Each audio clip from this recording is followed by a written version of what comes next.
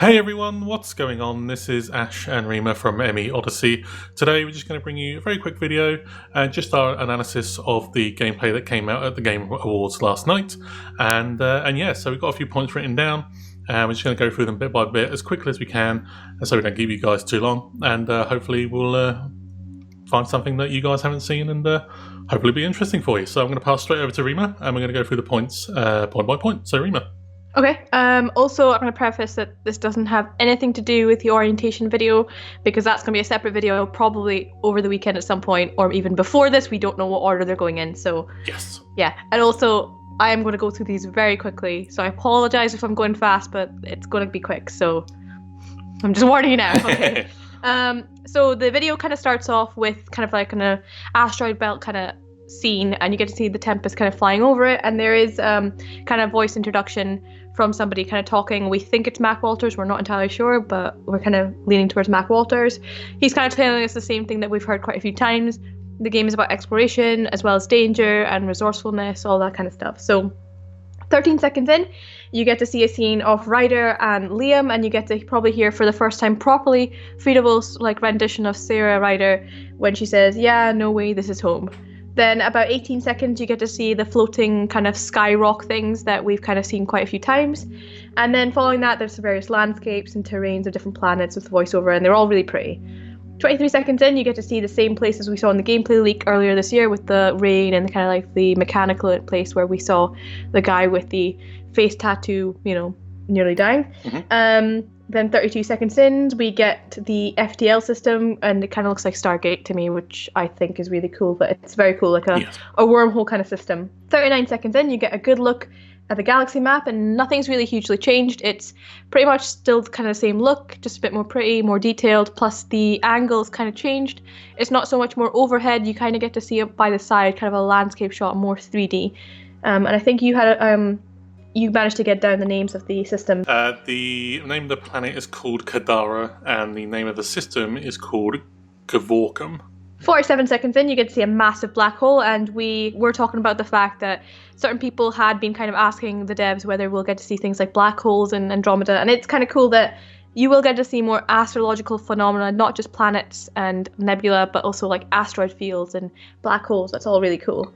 57 seconds in, you get to hear a cutscene, and you get to see a cutscene with new companions, Drac in his very cool tribal armor, as well as a female Turian called Vetra, which I think you confirmed with me because I wasn't sure. Yes. And of course, Sarah Ryder, she gets to actually have a proper, bigger role in the promotional content. Then about a minute and 7 seconds in, you get to hear a VI or AI speaking to Ryder, and it was the same VI that we heard in the PS4 Pro gameplay stream, not in the actual video because it wasn't present in the video, in that kind of male British voice. And it's meant to be our mission computer, which we know from Game Informer, and it's called Sam. It's seemingly like our Jarvis to Iron Man, basically. Yeah. It seems to be kind of helping us along. Sam's most likely an anagram like ED, but we don't know kind of what it stands for as of yet. No. About a minute 8, you get to see some kind of port, which I think we both kind of feel is a cross between Omega and Mos Eisley from Star Wars. It's very much of a Star Wars looking feel this entire game. Yeah. Very more rugged, more kind of broken down, not as established and pretty as like Thessia and Ilium. It's a lot more rough, like the Wild West frontier kind of feel. So that's nice to see. And Ryder is looking for Sloane Kelly, the head of the Nexus Security, formerly part of Alliance Navy, but, quote, has had altercations with officers in the past. And there is a bit more about Sloane in the orientation video, which we're going to talk about in that video. But as Ryder walks about, you get to see various things, different cool like languages, a lot more different aliens. There's Krogans, Turians, humans. There are some various Andromeda natives as well. There's quite a few which you will get to see recurring through the video as well.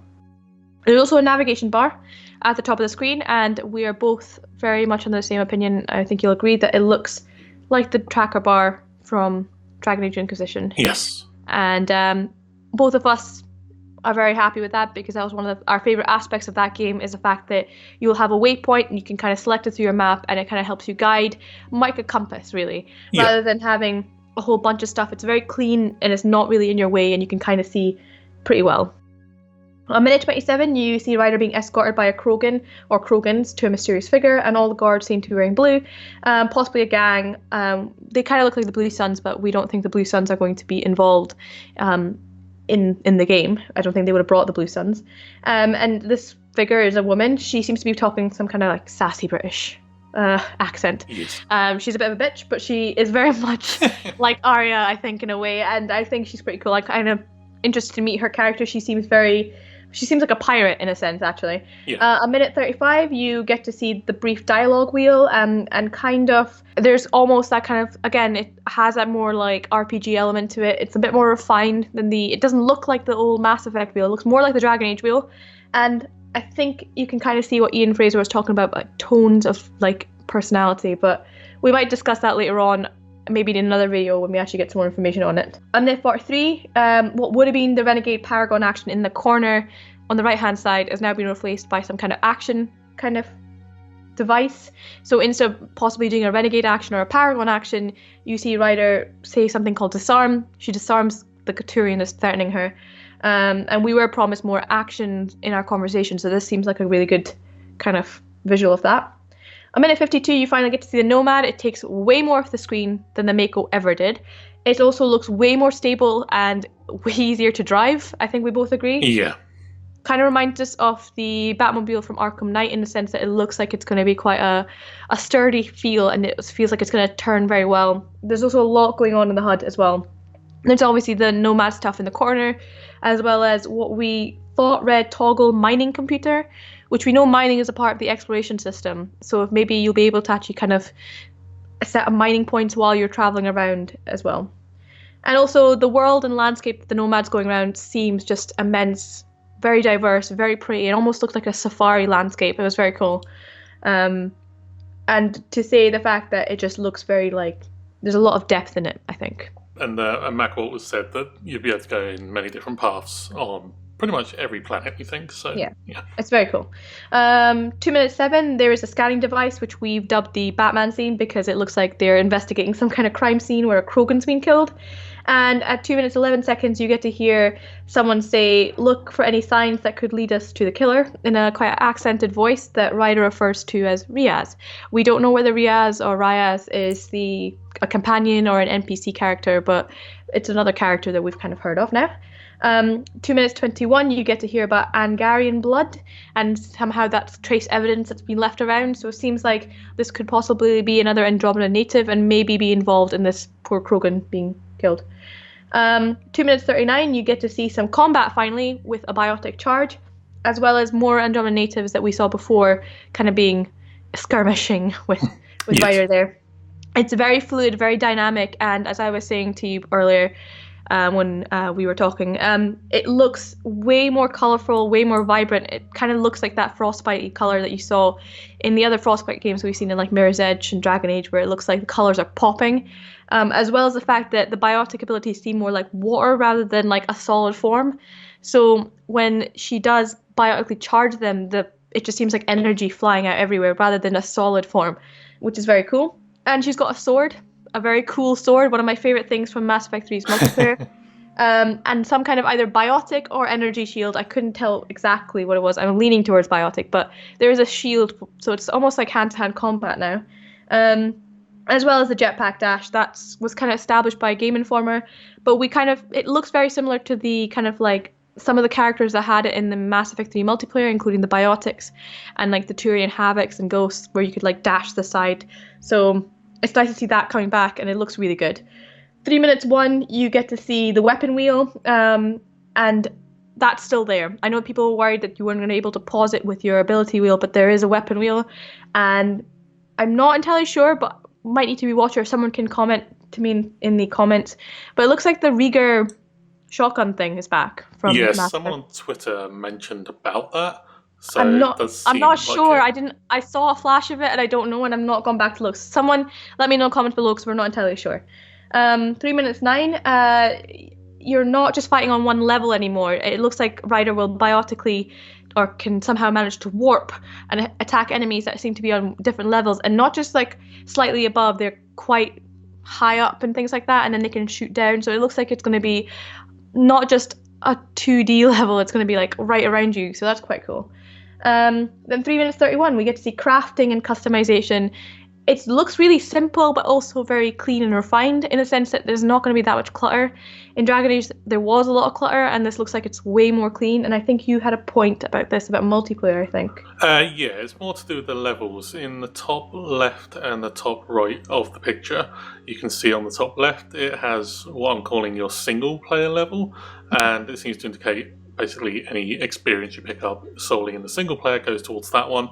And in the right top hand corner, you get to see what's called the Apex level. Now, Apex stuff has been kind of said in terms of the multiplayer, or Apex funds and things like that. So, and they have mentioned that anything you potentially earn or get rewarded in the multiplayer can be used or attributed to your character in the single player. So maybe that's something to do with that and having it all as part of one kind of menu or crafting menu. So, yeah. Okay. 3 minutes 36, you get to see the Sulphur Planet from E3 2015 making a comeback, as well as Ryder in the original concept art armor from like a while back, and it seems to have been integrated with the N7 armor on the side. 4 minutes in, you get to see more details about the missions, and they're more like a checklist system on the side rather than how they were before, so it looks like more of an RPG kind of style, like more of a fantasy RPG. 4 minutes 4, Ryder gets just destroyed by a fiend, basically like bitten apart, and it almost looks like insta-kills in a way. They seem to be bringing that kind of back from Mass Effect 3 where you could be just instantly killed by an elite enemy, and you were talking about companions, if what happens if they die, I think. Yeah, just briefly, at the bottom of a lot of the screens that have the HUD on them, rather than have the actual picture of the actual character that's with you, they have like just an Asari picture or a human male or female picture at the bottom, and if they're dead, they just turn into a red skull. So Captain America villain reference right there. Yes. 4 minutes 12, you get to see more of the Remnant Vault, and on the side it does say PB's mysterious Remnant signal as a mission, so that's pretty interesting. 4 minutes 23, you get to see Ryder looking down a sniper scope, and you get some information. They're first of all shooting at something called an outcast. Now, I can't tell whether this is a gang or another race, but you get to also see them kind of earlier in the video as well. And also you get to see the environmental hazards on the corner of the screen as well. And lastly, the Ket, you get to see a few instances of the Ket, like different forms of them. Some seem big, some seem smaller. But what we noticed is there are different ranks or different kind of classes of them called pariahs, chosen, anointed. And the main kind of feeling from that we got is the fact that they do have kind of like religious connotations to that, as well as the fact that they do almost have a Prothean collector feel to them. But we're going to leave it at that because we don't really want to assume too much about them yet. But we kind of said that we thought the names kind of symbolised rank as well, but again, it's not wanting to say too much at this point. Yeah. So that's it. That's all we picked up, and I'm sorry if I rushed through this very quickly because we are trying to get this down so we can get the other video finished as well at the same time. Yeah. So that's it. So that's pretty much all the main points that we picked up. If we missed anything, just let us know down in the comments below. But what did you guys think of the gameplay? Did you like it? Did you not like it? Was there any reasons why you did or didn't like it? Anything in particular that caught your interest? Just let us know down in the comments below.